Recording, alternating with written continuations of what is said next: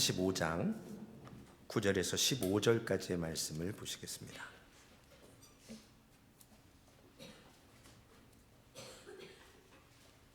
민수기 35장 9절로 15절 말씀, 우리 다 같이 함께 말씀을 읽으시겠습니다.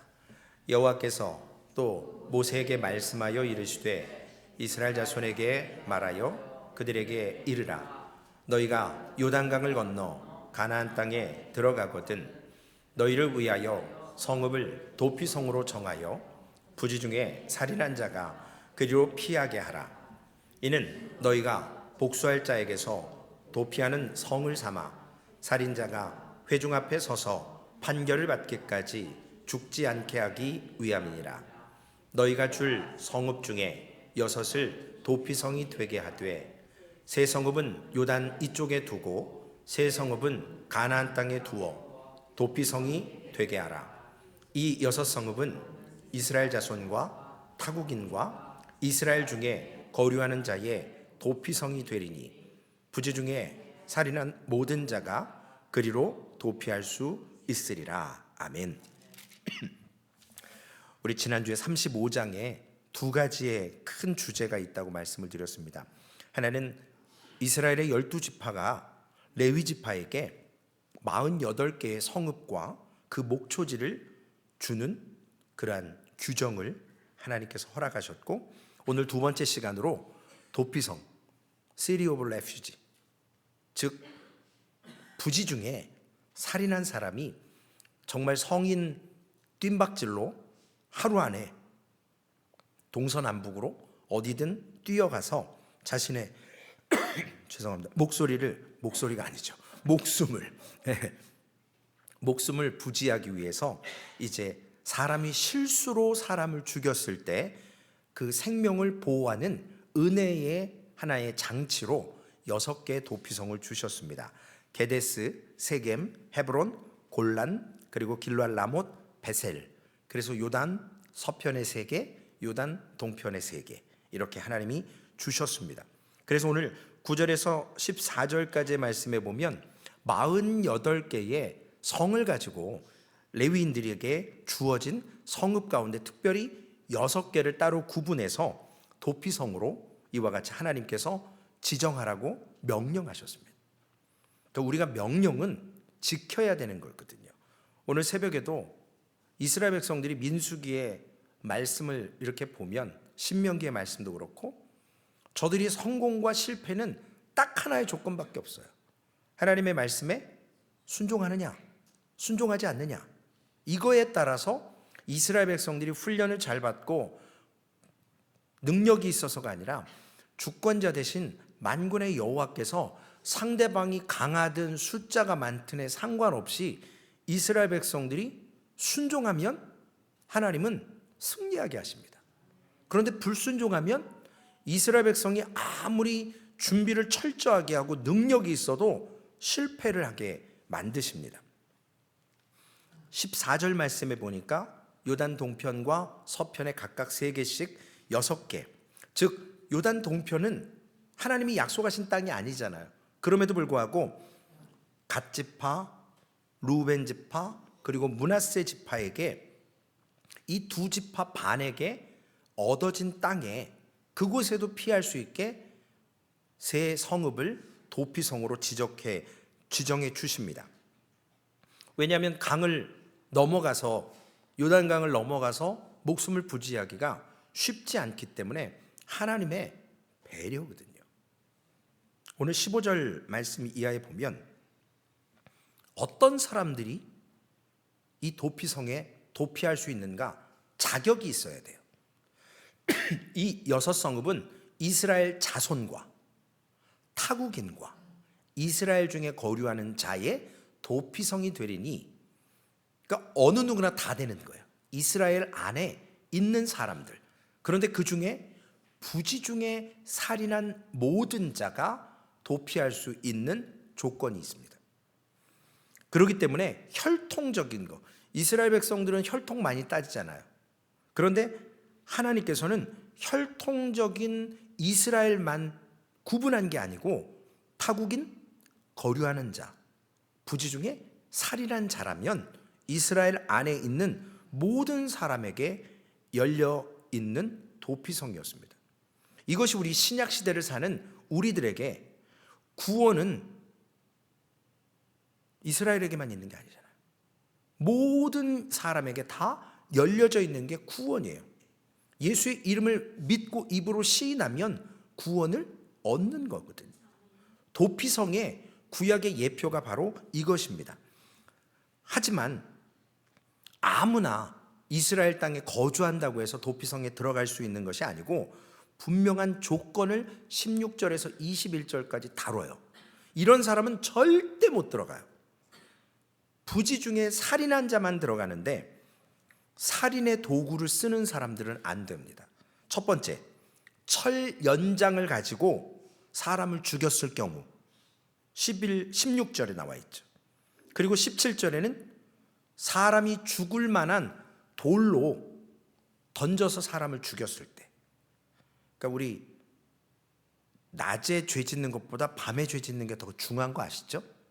그리고 무기를 들었냐 안 들었느냐에 따라 이게 경이 달라져요.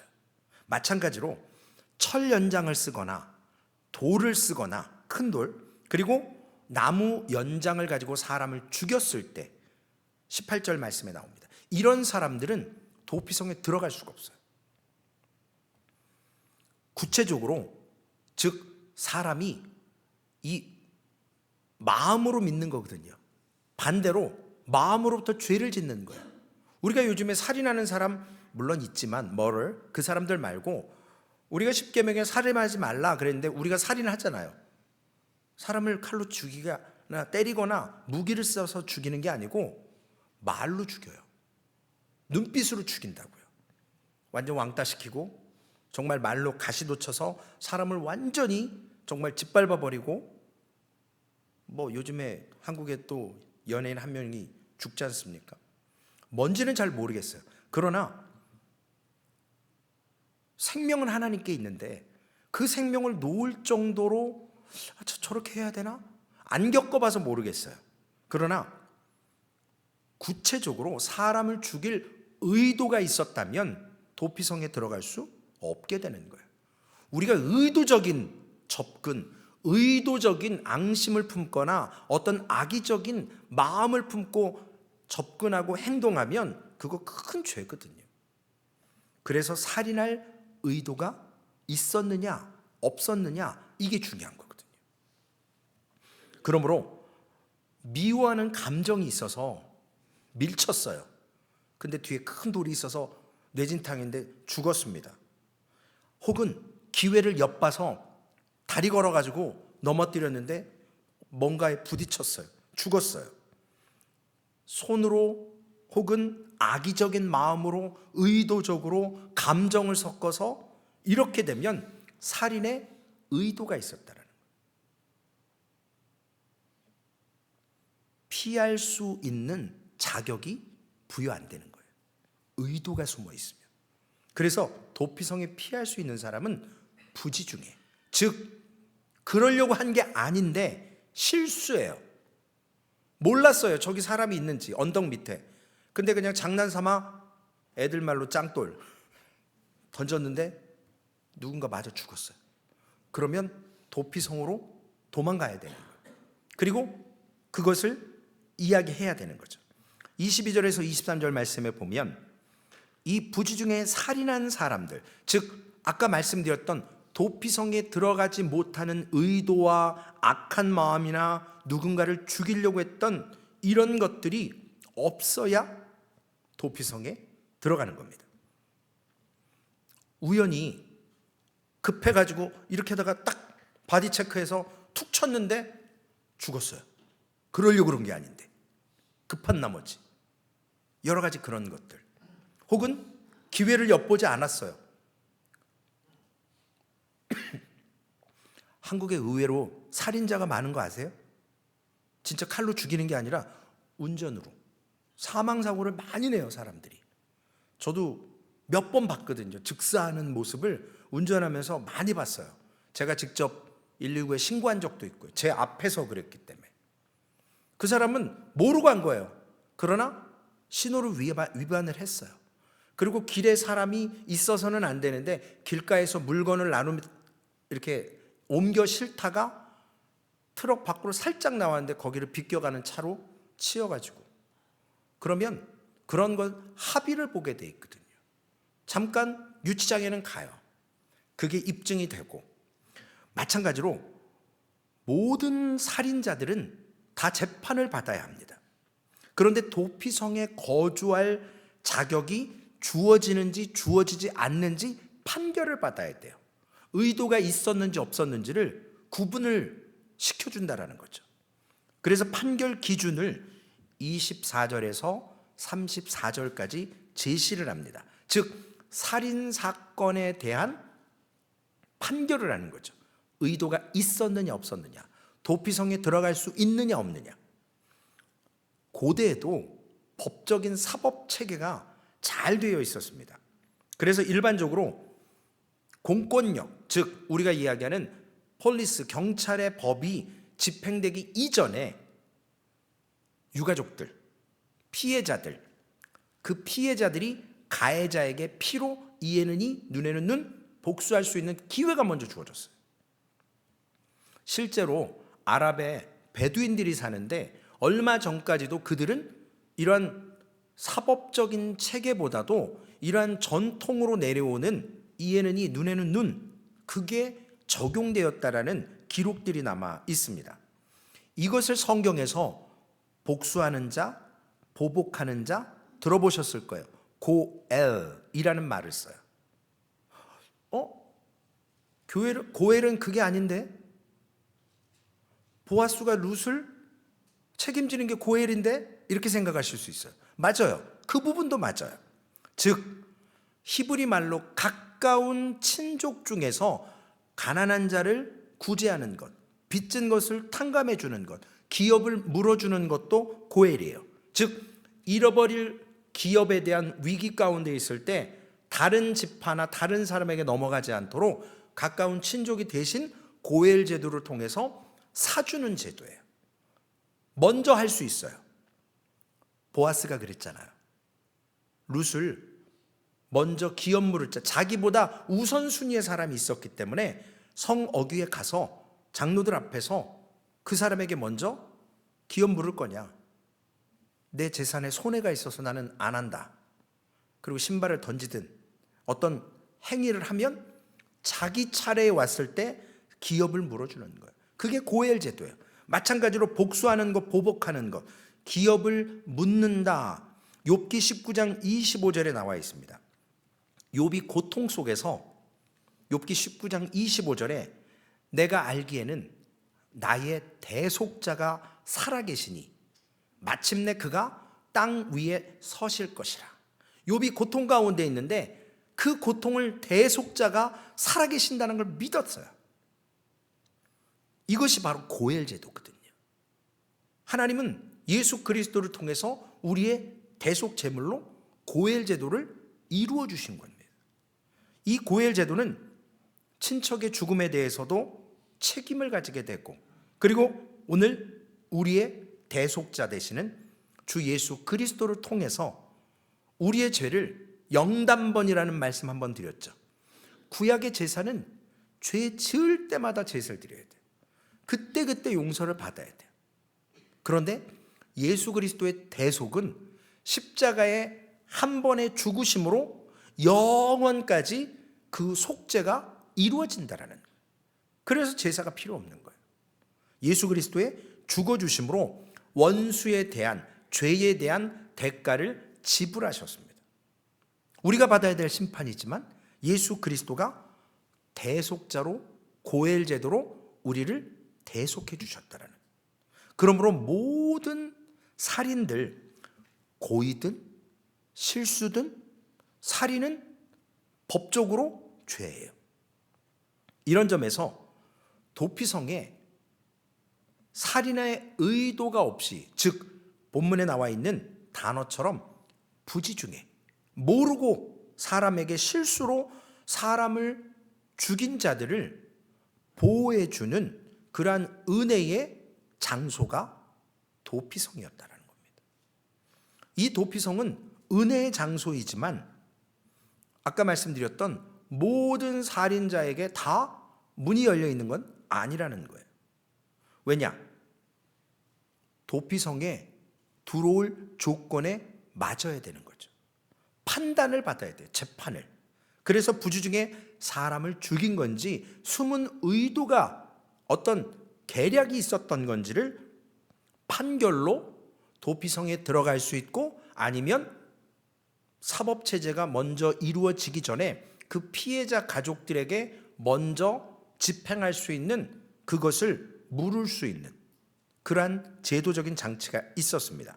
여호수아 20장 4절에 보면 이 성읍들 중에 하나에 도피하는 자는, 즉 도피성이죠, 그 성읍에 들어가는, 도피성에 들어가는 문 어귀에 서서 그 도피성의 장로들의 귀에 자기의 사건, 즉 살인 사건이죠, 그 사건을 말할 것이요, 그들은 그를 성읍에 받아들여 한 곳을 주어 자기들 중에 거주하게 하고, 법적 절차가 있는 거예요.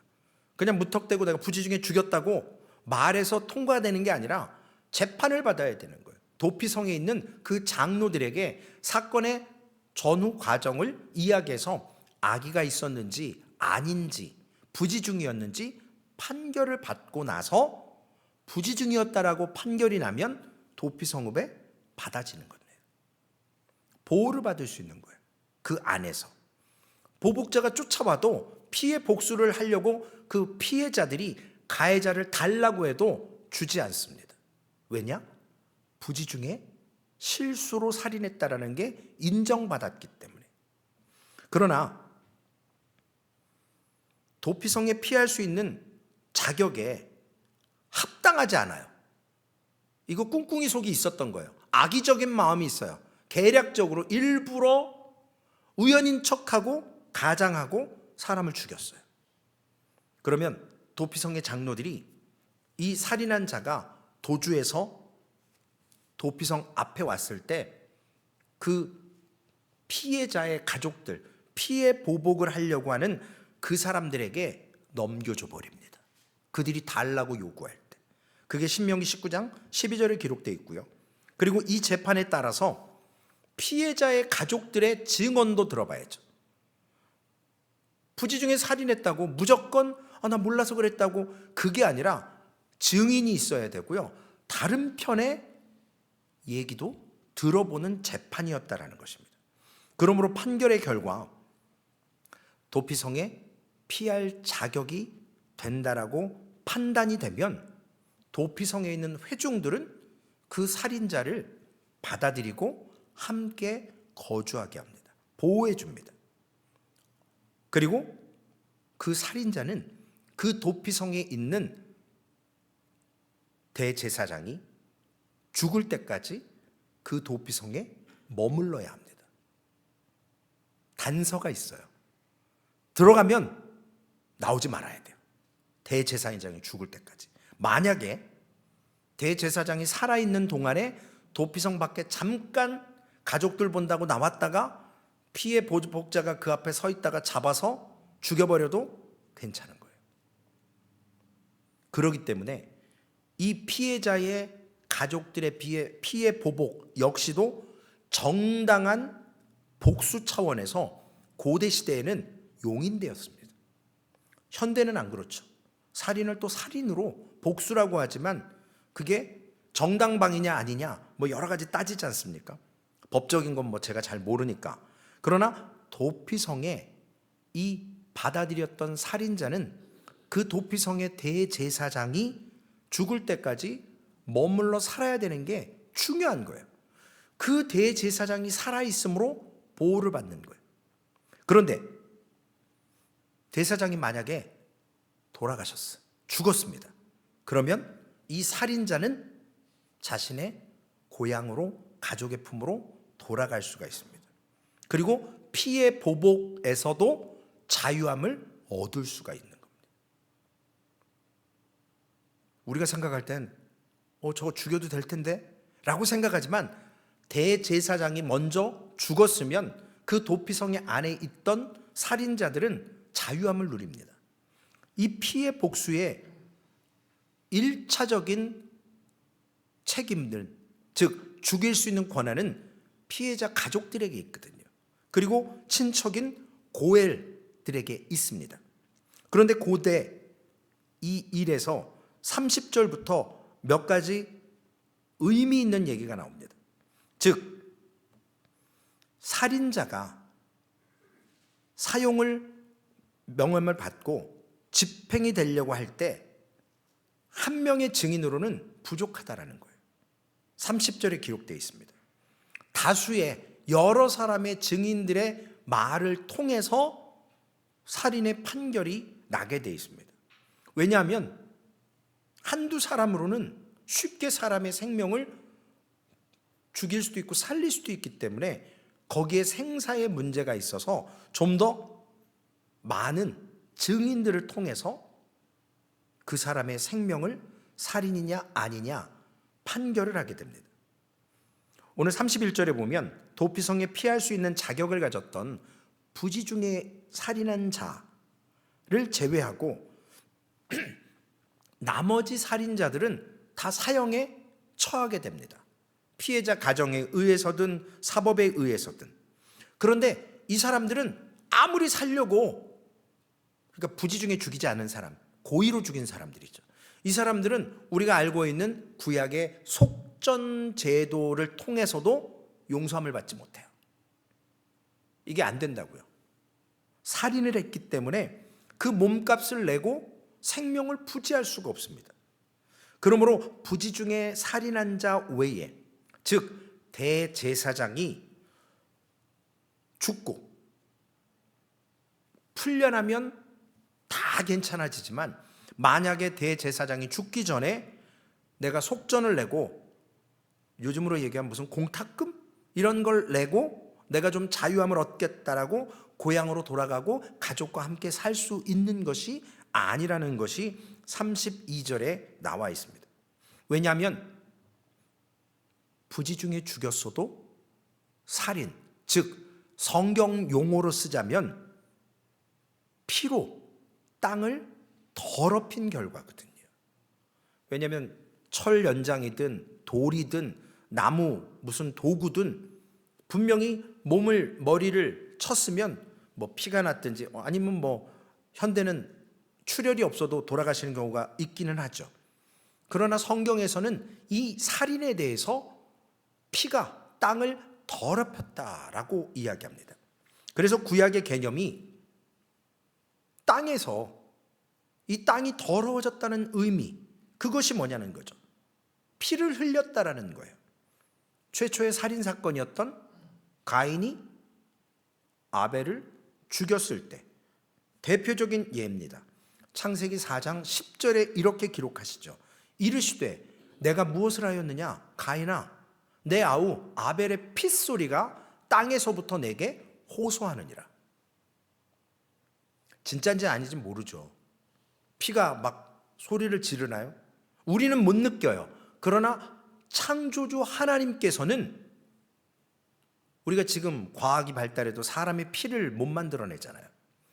이 피가 생명이라 그랬거든요.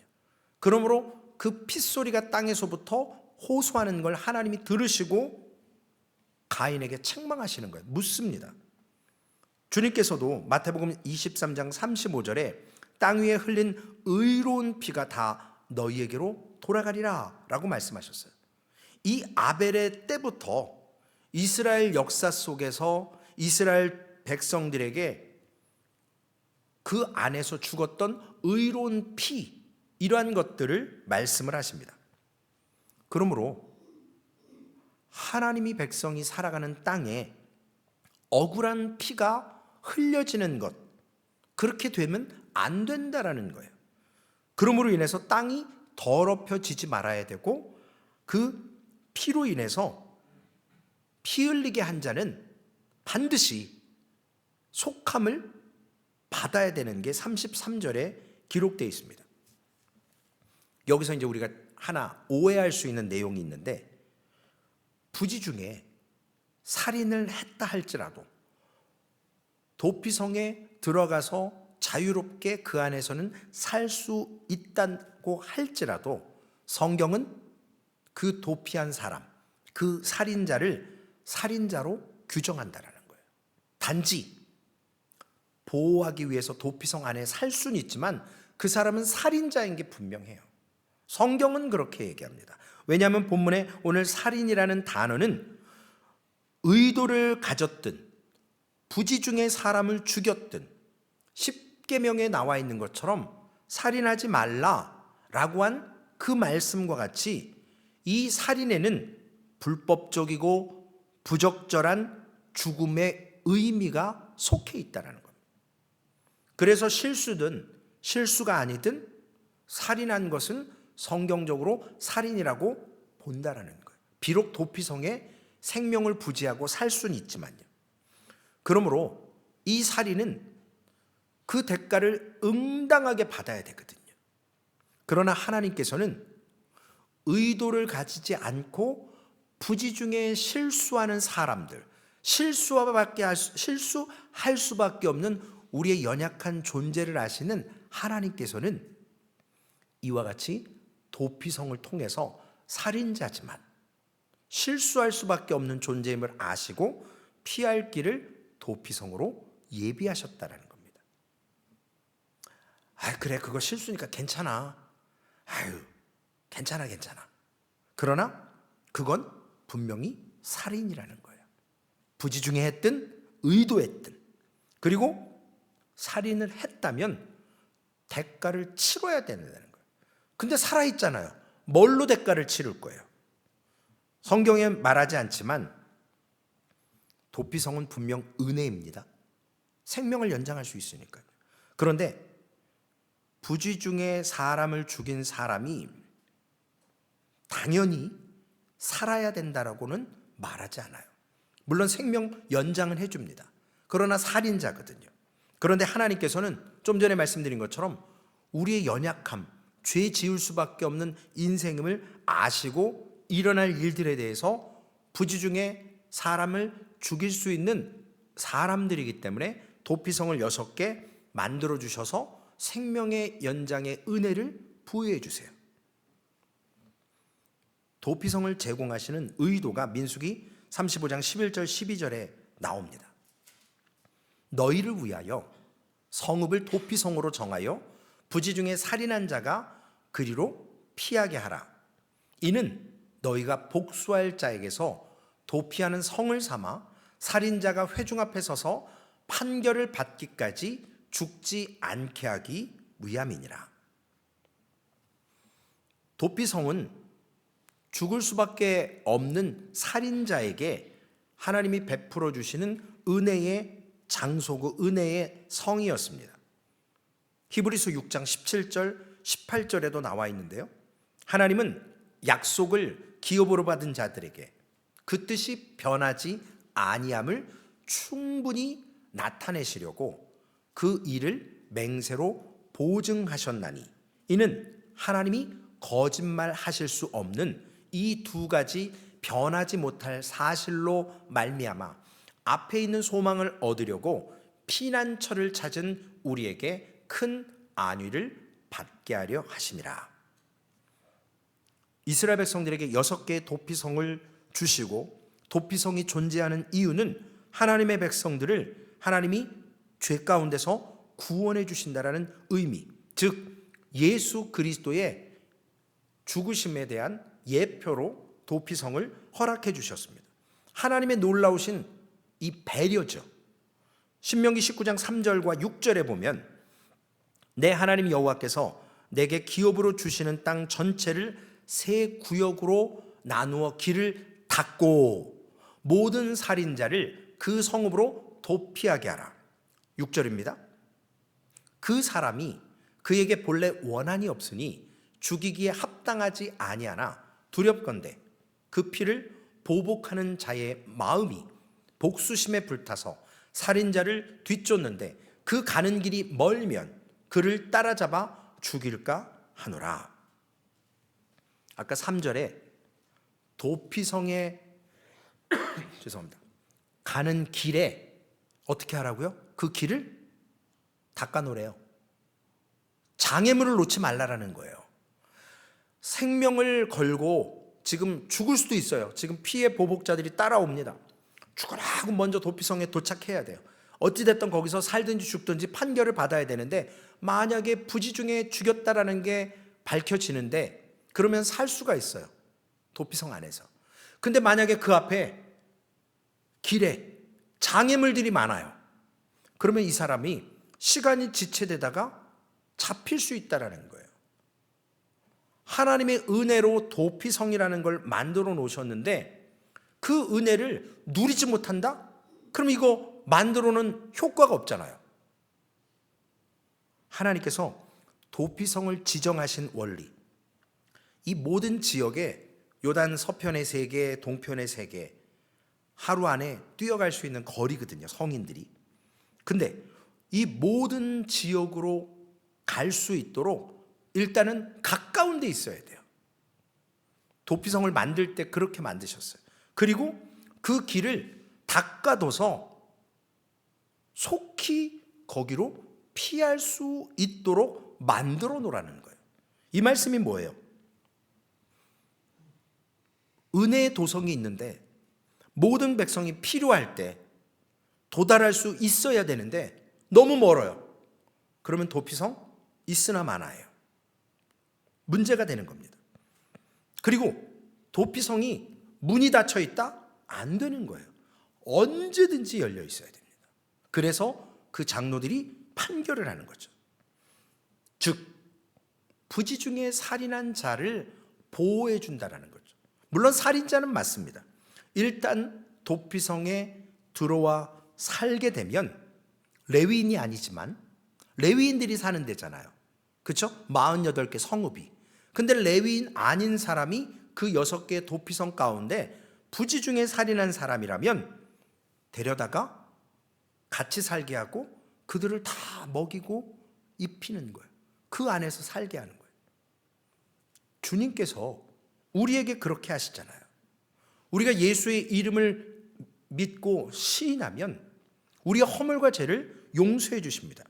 오늘 여기 도피성에 피한 살인자가 대제사장이 죽을 때까지 그 도피성에 피해 보복자들을 피하고 숨어 있어야 돼요. 그 안에서 나오지 말아야 돼요. 나가면 잡혀서 죽으면 정당한 거예요. 그런데 대제사장이 죽으면 더 이상 도피성에 있을 필요가 없어요. 자유함을 얻습니다.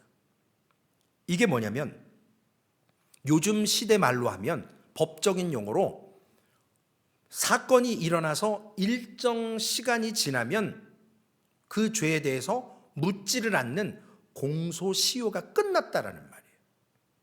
즉 분명히 저 사람 범죄한 사람인데 시간이 오래 지났어요. 그래서 이걸 적용해 줄 수가 없어요. 그러면 공소 없음으로 끝나요.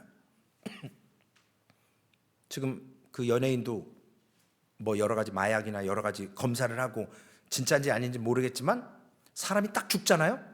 그러면 공소권 없음으로 사건이 종결된대요. 그 사건은 이제 끝난 거예요. 왜? 물을 사람이 없기 때문에 그래요. 마찬가지로 대제사장이 딱 죽으면 더 이상 도피성에 숨어 있지 않아도 돼요. 왜냐? 자신이 부지 중에 살인을 저질렀고 도피성에 피해 있을 때 대제사장이 죽으면 도피성에 더 이상 있을 이유가 없어요. 가족에게 돌아가도 괜찮아요. 피해 보복자들이 죽이지 못합니다. 그게 25절, 28절, 32절에 계속 똑같은 말을 해요. 왜 부지 중에 살인한 사람하고 대제사장하고 무슨 관계예요? 이것이 오늘 결론입니다. 왜 대제사장이 죽을 때까지 도피성에 있을 수 있는가? 그가 죽으면 왜 자유함을 얻을 수 있는가? 먼저 이 살인자가 도피성에 숨어 있는 기간은 생각해 보세요. 피해자 가족들이 지금 성 앞에서 나오기만 하면 죽인다고 지금 기다리는 사람들이 있을 거라는 거죠. 그들이 분을 삭히고 그리고 하나님의 뜻을 기억하면서 그 앞에 있을 거예요. 또한 살인한 사람, 비록 부지 중에 살인했어도 그 살인자와 살인자의 가족들이 비록 실수지만 누군가를 죽였잖아요. 누군가의 가족의 아픔을 줬잖아요. 그러면 그 한 가족의 고통을 이 살인자의 가족들도 비록 도피성에서 보호는 받고 있고 생명은 연장받지만 가족들과 함께 근신의 기간이라고 볼 수 있어요. 그게 징계예요. 살아있지만 도피성 안에서만 자유함을 얻을 수 있습니다. 그런데 대제사장이 죽으면 부지 중에 살인한 자가 자유함을 얻는다. 이것은 뭐냐면 대제사장이 죽는 그때 사면이 이루어지는 거예요. 대제사장이 구약에 있는 희생제사와 같이 제사를 대표하는 인물이기 때문에 그가 죄를 짊어지고 죽는다라는 의미가 있는 거예요. 비록 살인자지만 그 살인을 했지만 대제사장에게, 아사셀이라고 들어보셨죠? 짐승에게 내 죄를 안수해서 전가를 시키고 광야로 보내버려요. 그래서 광야에서 다른 더 악난한 짐승한테 먹혀 죽든 굶어 죽든 내 죄를 전가시켜서 보내는 거예요. 그러면 죄사함을 받는, 하나님이 그런 제사의 제도를 허락하셨었어요. 마찬가지로 대제사장이 죽으면 영적인 의미로 대제사장이 그 부지 중에 살인했던 도피성 안에 있는 모든 사람의 죄를 대신 지고 죽는 살인자의 대속의 의미가 있다는 것입니다. 그것으로 간주되어서 그 도피성에 있던 부지 중에 살인한 자들의 그 살인의 죄가 죄사함을 받는 거예요. 그래서 자유할 수 있다는 겁니다. 이것이 바로 대제사장 대신 예수 그리스도의 대속의 죽음을 상징하는 내용이에요. 결국 단 한 번의 죽으심으로 온 인류를 구원하셨던 예수 그리스도가 우리와 함께 하십니다. 우리가 그분을 믿음으로 우리가 어떤 죄를 짓든 하나님 앞에 회개함으로 신실하게 나아가서 하나님께 기도하고 참회하면 하나님은 미쁘시고 의로우사 우리의 죄를 도말해 주세요. 그러나 하나님께 용서받았지만 우리가 누군가에게 아픔을 주고 상처를 줬다면 그 사람에게도 회개해야 되거든요. 근데 기독교가 이걸 못해요. 그러니까 무슨 영화에서도 하나님께 용서받았다고 해서 살인자가 막 유가족들한테 너무나도 당당해요. 그거 아닌 거거든요. 제가 예전에 어느 목사님이 교회 앞에서 운전을 하시다가 후진하다가 애를 쳐서 죽였어요. 본인은 몰랐죠. 뭐가 덜컹했는데 애 머리를 짓이기고 가버렸어요. 잠깐 유치장 가셨죠. 돈으로 합의를 하셨어요. 평생 운전을 안 하시더라고요. 그런데 더 중요한 건 그 가족들에게 돈으로 해결했다고 끝날 게 아니고 그러한 마음을 가지고 하나님 앞에 회개하고 그 사람들에게도 그러한 마음을 갖고 살아가는 것이 중요하다는 거예요. 뻔뻔하면 안 되잖아요. 그런데 우리가 연말이라서 그런지 제가 요즘 그런 생각들이 많이 들어요. 참 하나님 앞에 내가 너무 뻔뻔하지 않았는가 라는 생각을 할 때가 많습니다. 우리가 우리의 대제사장 되신 그 예수 그리스도, 그분의 영원한 은혜를 통해서 죄사함은 받았지만 내가 누군가에게 불편하게 했고 누군가에게 어려움을 끼쳤으면 그 사람에게도 그 사람이 납득할 수 있을 때까지 회개하고 용서를 구하고 그 사람에게 나의 마음을, 내가 부지 중에 실수한 것에 대해서 충분히 그 사람의 마음을 헤아려 줘야 되는 게 필요하거든요. 그런데 너무나 하나님께서 나 용서하셨으니까 다 끝났어. 아니거든요. 우리가 은혜를 받았어도 진짜 은혜를 받았다면 그 한 사람의 마음이 아파하고 상처받은 것에 대해서 우리가 충분히 그 사람의 마음이 회복될 수 있도록 보듬어줘야 될 필요가 있습니다. 진정한 사과가 필요할 때가 있어요. 예수 그리스도는 구약의 도피성을 통해서 하나님께서 우리를 예수 그리스도를 통해 영원한 도피성으로 우리를 초청해 주셨습니다.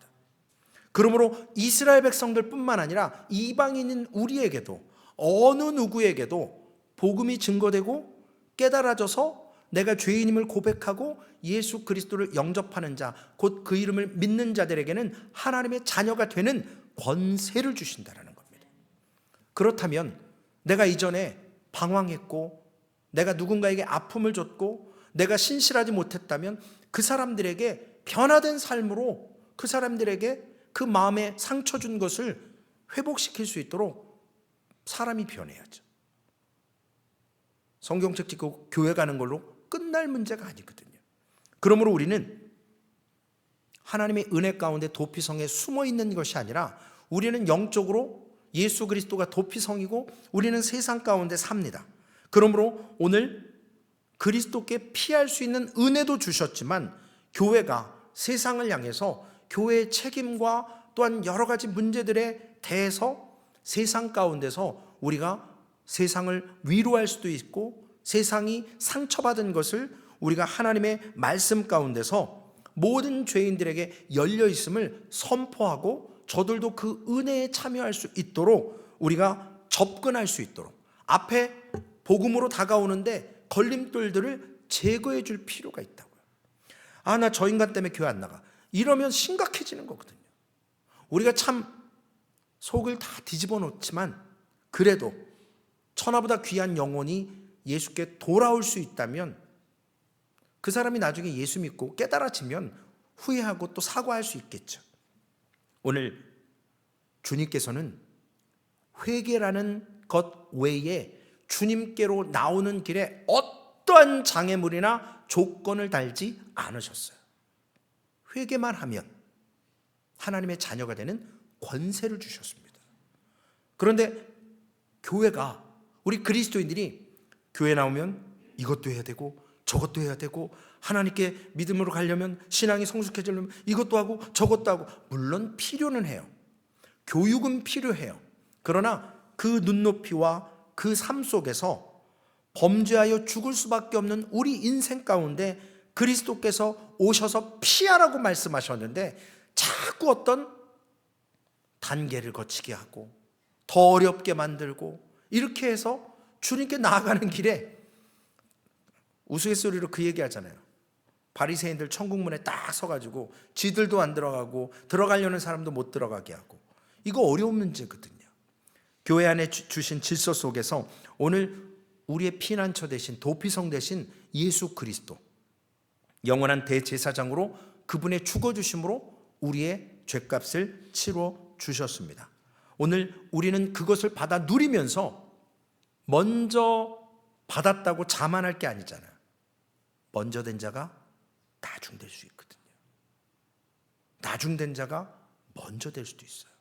그렇기 때문에 하나님 앞에 우리가 참 도피성 대신 예수 그리스도께서 지금도 보좌 우편에서 한 영혼이 더 하나님께로 돌아오기를, 예수 그리스도의 이름으로 구원받기를 기도하실 때 우리도 그 사역에 동참하면서 우리의 마음과 생각 속에 장애물들, 교회로 나오는 장애물들을 제거하시고 오직 회개로 하나님 앞에 구원받고 하나님의 백성으로 세워져 가면서 우리가 함께 어떠한 제약이 아니라, 어떠한 피부색이 아니라, 어떠한 그런 것이 아니라 오직 빠르게 피할 수 있도록, 저들이 예수 그리스도를 빨리 영접할 수 있도록 우리가 믿음 안에서 먼저 그 길들을 닦아놓고 먼저 된 자로서 준비해서 웰컴할 수 있도록, 그러한 믿음의 삶을 사는 우리 소망교회 되시고, 그것이 바로 선교하는 일이고 그것이 주의 복음을 전하는 일이고 그것이 결국은 하나님께 맡겨진 자가 충성하는 일 아니겠습니까? 그러한 교회로 쓰임받는 그러한 소망교회와 사랑하는 성도님들 되시기를 주님의 이름으로 부탁을 드리겠습니다. 살아계신 아버지 하나님, 감사합니다.